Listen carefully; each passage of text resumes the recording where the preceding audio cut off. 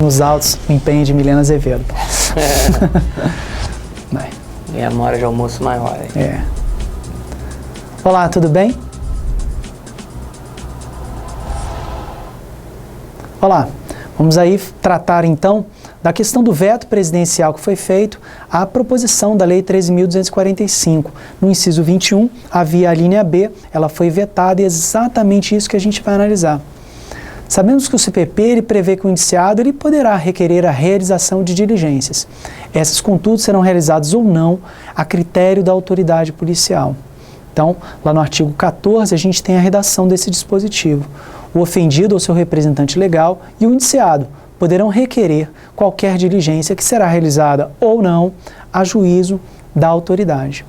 Interessante destacar que a Lei 13.245 de 2016, ela tentou mudar esse cenário, porque a referida lei previu, na linha B do inciso 21 do nosso artigo 7º, que seria de direito do advogado, no interesse do seu cliente, não requerer, Paulo, mas sim requisitar diligências. O projeto de lei 6.705 de 2013 da Câmara, convertido em projeto de lei 78 de 2015 do Senado, apresentava a seguinte redação para essa linha B: requisitar diligências. Então o advogado deveria assistir, poderia apresentar suas razões e quesitos, como a gente já comentou, mas ele também poderia requisitar diligências. Mas o verbo requisitar, ele possui uma força cogente. O requerimento, ele é aceito ou não pela autoridade destinatária, como a gente viu no CPP. Mas a requisição, ao contrário, ela é obrigatória. Então, a intenção do legislador era fazer com que o advogado do investigado passasse a ter uma força obrigatória na postulação de diligências. Então, fez aí por bem a Presidente da República vetar essa linha B, com as justificativas que a gente está vendo aqui em relação até a própria interpretação equivocada da palavra requisição, né, que seria mandatória, que poderia resultar em embaraços no âmbito das investigações e produzindo aí prejuízo à administração da justiça, né? Queria que você comentasse a requisição, como você bem destacou, ela não é um pedido, não é uma representação, ela é um mando, uma ordem. Então a requisição você acaba tendo que cumprir. Então, qual seria o grande problema desse dispositivo? A partir do momento que o advogado tivesse poder de requisição, requisitar diligências, você estaria substituindo o condutor da investigação. O mérito administrativo da investigação, a discricionariedade para conduzir a investigação da maneira que você julgar mais eficiente para se chegar à autoria e materialidade do fato criminoso, estaria sendo transferida às avessas para o advogado, porque a partir do momento que ele tivesse poder de requisição, ou seja, de mandar, de ordenar a feitura de determinadas diligências, o mérito, a discricionariedade para conduzir a investigação estaria zerada. Isso iria contra a Lei 12.830, que justamente é a lei que regula a investigação criminal hoje conduzida pelos delegados de polícia. Então, seria um dispositivo que, como bem destacado no veto, iria causar muito embaraço, muitos problemas para a investigação. Mas por que esse requisitar diligência está aí? Está aí em razão do princípio da simetria. Por quê? O Ministério Público tem poder de requisição. O Ministério Público, na Carta Constitucional, tem a previsão de requisitar diligências que lhe julgar necessárias para oferecer a denúncia como titular da ação penal. Então, para louvar o princípio do contraditório, se o Ministério Público desfruta do poder de requisição na investigação criminal, o justo seria que o advogado também desfrutasse desse poder de requisição para se ter paridade de armas.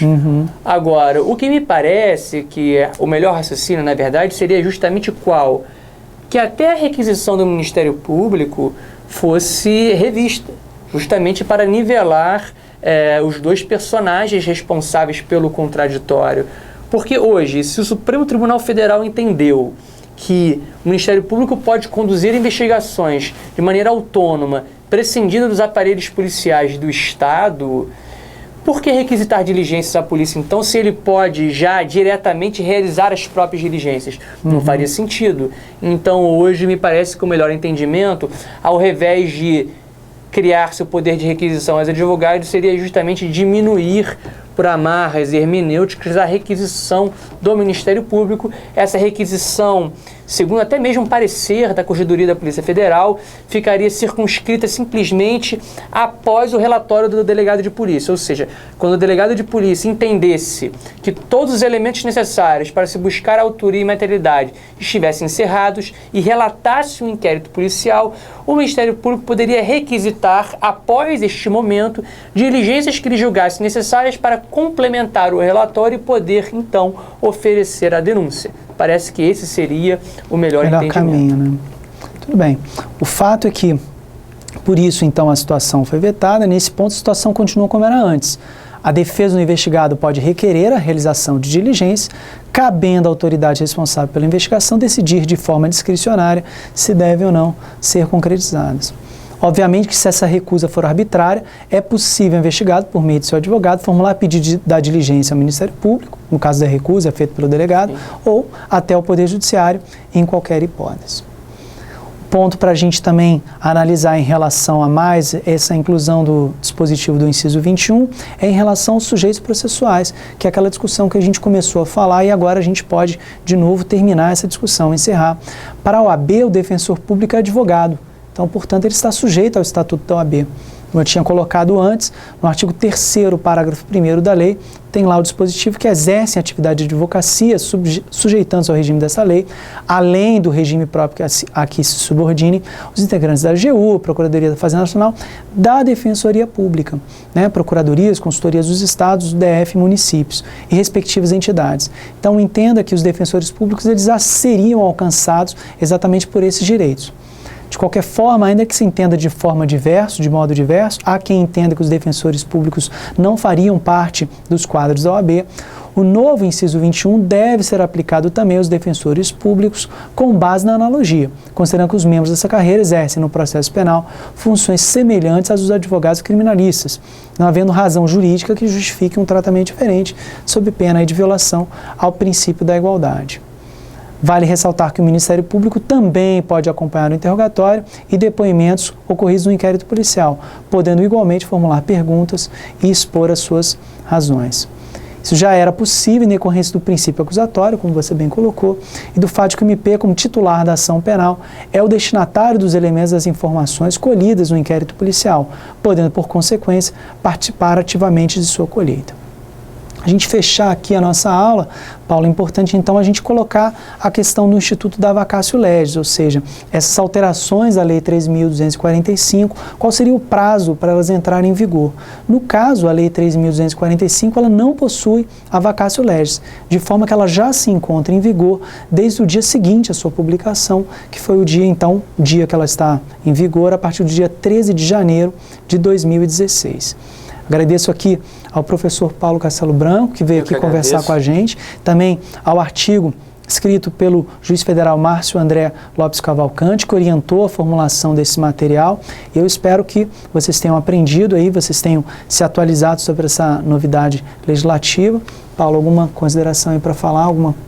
Eu primeiramente queria agradecer o convite, é sempre um prazer enorme estar presente aqui e atentar para o fato que essa inovação legislativa, como nós falamos ao longo e à exaustão da nossa exposição, não vai ficar circunscrita ao Estatuto da Advocacia. Essa é uma mudança daquelas que vai operar uma reforma em todo o sistema de investigação criminal hoje no Brasil. Então, com certeza, você ouvirá muito dessa lei em momentos futuros, quando estiver se debruçando sobre o estudo do inquérito policial, da ação penal, justamente porque ela vai trazer um verniz novo para o inquérito policial, uma roupagem mais moderna, até então, como as investigações eram trabalhadas. Então, um abraço a todos, espero que vocês possam ter aprendido um pouco mais nos nossos encontros. Um abraço, até a próxima.